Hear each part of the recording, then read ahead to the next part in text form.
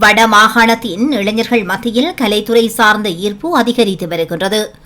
குறிப்பாக அண்மை காலங்களாக ஓவியம், சிற்பம் போன்ற துறைகளில் இளைஞர்களின் பங்களிப்பும் படைப்புகளும் அதிகரித்து வருகின்றன.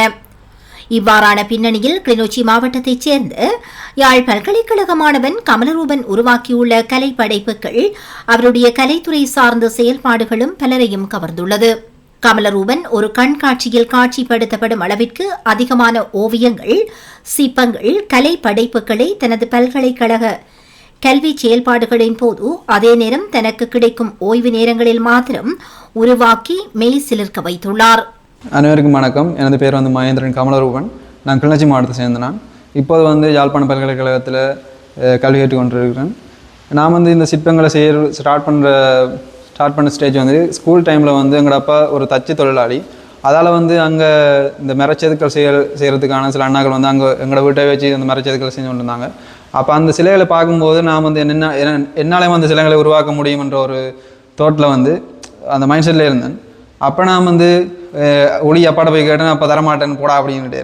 அப்போ நான் ஒரு பழைய ஒளி ஒன்று இருந்துச்சு. அப்போ அந்த ஒளியை தான் நல்லா தீட்டி போட்டு அதை ஒரு பழைய ஒன்று இருந்துச்சு. அந்த பழைய அடித்து ஒரு ஒரு உருவம் ஒன்று செதுக்கினேன். அப்போ செதுக்கும் போது எனக்கு தோணுச்சு, நல்லா இருக்குது, மற்றாக்களும் அம்மா அக்காக்களும் பார்க்கும்போது நல்லா இருக்கலாம் அம்பி அப்படின்னு சொன்னாங்க. அப்போ நான் தான் உண்மையிலே இந்த துறைக்குள்ள தான் என்னோட இது இருக்குமான்ற மற்ற இங்கே எஃப்னாக்கு வரும்போது சிற்பத்துறை எடுக்கிறதா ஓவியத்துறை எடுக்கலாம் ரெண்டு சாய்ஸ் காணப்படுச்சு. அப்போ நான் அதில் சிற்பம் எனக்கு முதல்ல ஒரு மரச்சதுக்களில் ஒரு ஈர்ப்பு இருந்துச்சு. அப்போ நான் சிற்பத்துக்கு போகணுன்ட்டு போனது பிறகு தான் தெரிஞ்சு மரச்சதுக்கள் மட்டும் சிற்பம் இல்லை, அதில் கணக்க மெட்டீரியல் யூஸ் பண்ணி செய்யக்கூடிய ஆக்கங்கள், படைப்புகள் எவ்வளவோ இருக்குது. அப்போ நான் அந்த இதுக்குள்ள போனதுக்கு பிறகு தான் எனக்கு மிகவும் பிடிச்ச கொண்டது இந்த பைவர் காஸ்டிங். அது மிகவும் பிடிச்சது. அதில் மாடல் காஸ்டிங், மெட்டல் காஸ்டிங், தரக்கோட்டா அப்படின்னு எக்கச்சக்கமான ஒர்க்குகள் அதுக்குள்ள இருந்துச்சு. இப்போ நான் வெறும் 3 வருஷத்தில் செய்யப்பட்ட ஆக்கங்கள்லாம் எவ்வளவும் இன்னுமே விதமான படைப்புகள் நான் ஆர்டர்ஸ் கமிஷன் ஒர்க் எவ்வளோ செய்திருக்கேன். இப்போ ஸ்டார்ட் பண்ண ஒர்க்கில் நான் முதல்ல இந்த மரச்செதுக்கள் அதுலேருந்து தான் நான் அதுக்கப்புறம் இங்கே மெட்டல் காஸ்டிங்ன்ற ஒரு ஒர்க் இருக்குது. அப்படின்ற பிறகு நான் அந்த மெழுகலை ஃபஸ்ட்டுக்கு செஞ்சு அதுக்கு பிறகு பித்தளையை வார்த்தூத்தி இந்த சிற்பம் செய்தது. இந்த இது நான் கன்செர்ட்லாம் செய்தேன். நான் என்ன கன்செர்ட்ண்டா உண்மையிலேயே ஒரு மனிதன் ஒரு வாழ்க்கை இந்த ஒரு தேடலில் தொடங்கி ஒரு தேடல்லையே முடிகிறதான் இந்த வாழ்க்கையாக எடுத்துக்கொள்ளலாம். அதில் இந்த வடமாநிலத்தில் இந்த காணா போன ஆக்களோட மனநிலை இன்னும் மோசமான ஒரு நிலைமை தானே. ஏன்னா நானும் இதில் சூழலேருந்து நான் எங்கள் 2 நாட்களும் இங்கே தெரியலை. அதால் என்னோட கன்செர்ட் ஒர்க் நான் ஒரு சிற்பத்தை செய்யும்போது அந்த சிலைக்குள்ளே கன்செர்ட் போனாலும் நான் தனியாக இருக்கும்போது இல்லை வேறு இதில் இருக்கும்போது அதிகமான இதில் அவருடைய தேடல்கள் அந்த எங்கே இருக்காங்க, என்ன செய்கிறாங்கன்ற அந்த மைண்ட் செட்டுக்குள்ளேயே போய் கொண்டிருக்கும். அதைத்தான் இந்த ஒர்க்கில் கொண்டு வந்துருக்கோம். இது தேடலையே ஒரு தேடல் முடிவே இல்லாத ஒரு இதில் போய் கொண்டிருக்கிறது தான் இந்த இதில் காட்டியிருக்கேன். அவரின் 2 அண்ணன்கள் இலங்கையில் இடம்பெற்ற யுத்தத்தில் வலிந்து காணாமலாக்கப்பட்டனர். தந்தை ஒரு தச்சு தொழிலாளி. இவ்வாறான ஒரு சாதாரண குடும்பத்தில் பிறந்திருந்த போதிலும் கல்வியில் சிறந்த பெறுபேற்றை பெற்று யாழ் பல்கலைக்கழகம் சென்றார். பல்கலைக்கழகத்தில் பல பாடத்தேர்வுகள் இருந்த போதிலும் தந்தை ஒரு தச்சு தொழிலாளியாக இருந்தமையினால் சிறு வயதில் இருந்தே மரச்செதுக்கல் வேலைப்பாடுகளில் அதிக ஆர்வம் காணப்பட்டமையால் கமலரூபன் கலைத்துறையில் பல பாடங்கள் இருந்த போதும் இந்த பாடத்தை தெரிவு செய்து தனது அடையாளத்தை மெல்ல மெல்ல உருவாக்கி வருகின்றார். கமலரூபனின் கலைப்படைப்புகள் ஆழமான கருத்துக்களை நேர்த்தியாக இலகுவாக வெளிப்படுத்தக்கூடியதாக காணப்படுகின்றது.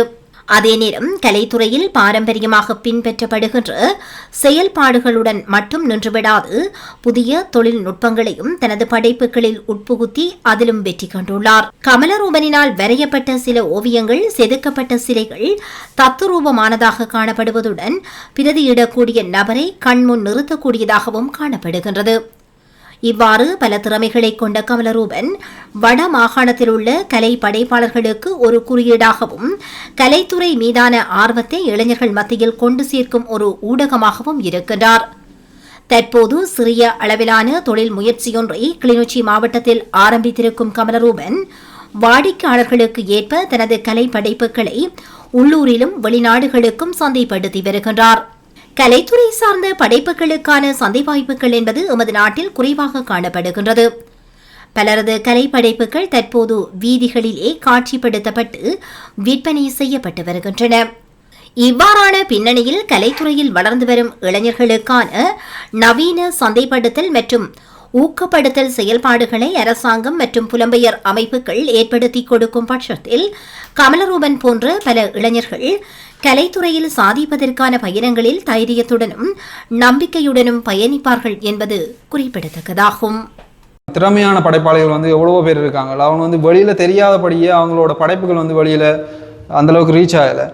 மற்றபடி அவங்க இப்போ திறமையான கலைஞர்களோட சேர்ந்து வந்து வருங்காலத்தில் நான் வந்து பயணிக்கணும். அவங்களோட சேர்ந்து நம்மளோட இந்த சில ஆக்கங்கள் வந்து வெளிநாடுகளில் வந்து போக வேணுமென்ற ஒரு எண்ணத்தோடு தான் நான் இருக்கேன்.